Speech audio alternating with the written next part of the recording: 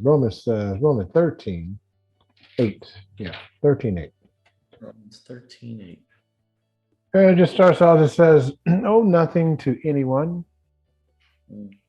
except for your obligation to love one another. If you love your neighbor, you will fulfill the requirements of God's law. For the commandments say, you must not commit adultery, you must not murder, you must not steal, you must not covet. These and other such commandments are summed up in this one commandment: love your neighbor as yourself.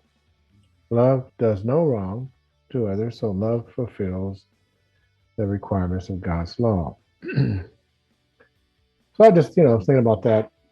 It's like, we look at all the different commandments, but we miss the one that says love your neighbor. Mm-hmm. So if you did that, everything else would fall into place. There's, if you like, you wouldn't commit adultery. Well, if you loved your wife, you wouldn't commit adultery. You wouldn't do it wrong. Right? You know, I mean, people have committed adultery, but at that time, you weren't loving your wife. Because if you Mm-hmm. loved your wife, You wouldn't you done that. you wouldn't do that. And if you loved your neighbor, of course, you wouldn't murder. Mm-hmm. Um, you wouldn't covet your neighbor's wife because you should be loving your own wife. Mm-hmm. So I just thought it was, I think we missed that.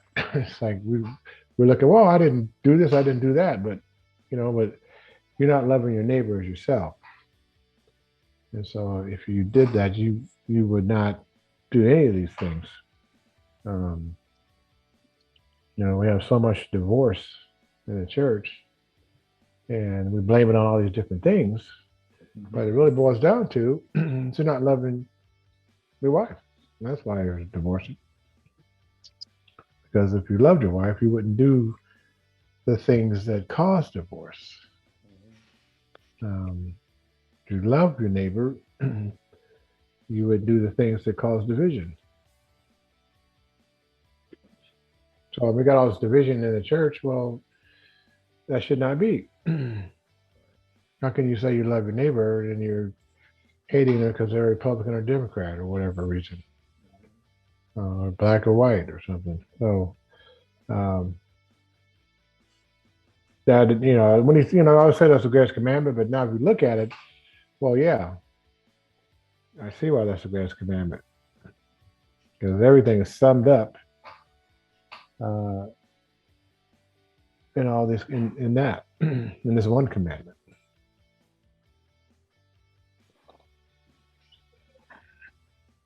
As we know that God is love according to the scripture. And then you will see that in 1 Corinthians chapter 13, verse 13 also. And now by faith, hope, love, these three, but the greatest of this is love. And then again, we see that Romans chapter 13, verse 10. Love does not know harm to a neighbor.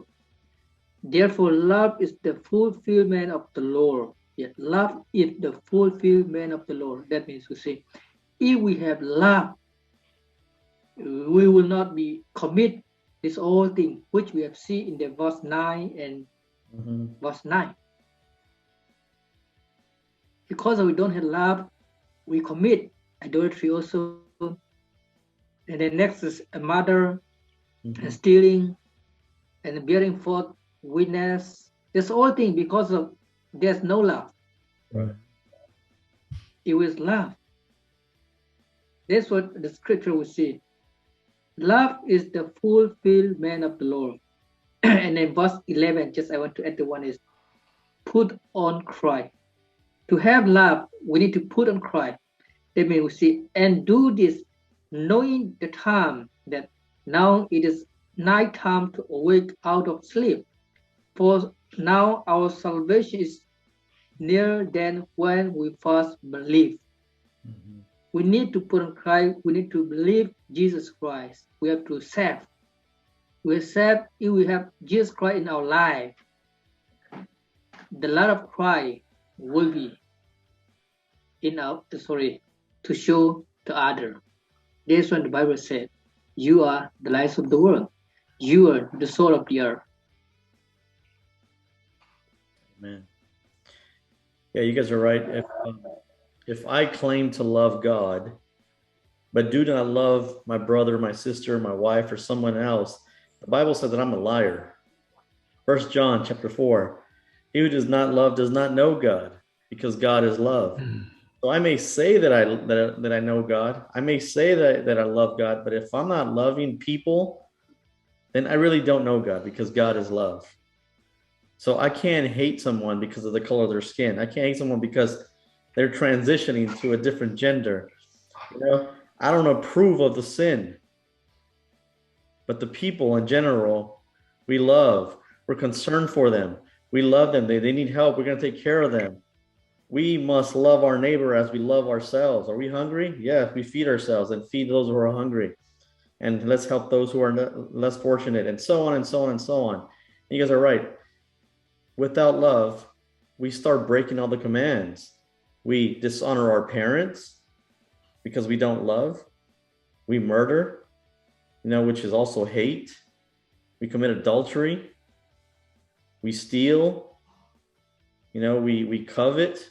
We say lies, false witness about our neighbors, all because of the lack of love. So how can you prove? In fact, Jesus said, your love for one another will prove to the world that you are my disciples. So we don't have to go around telling people that we're Christians. When they see our love for one another, they will know something's different about those guys. They know God.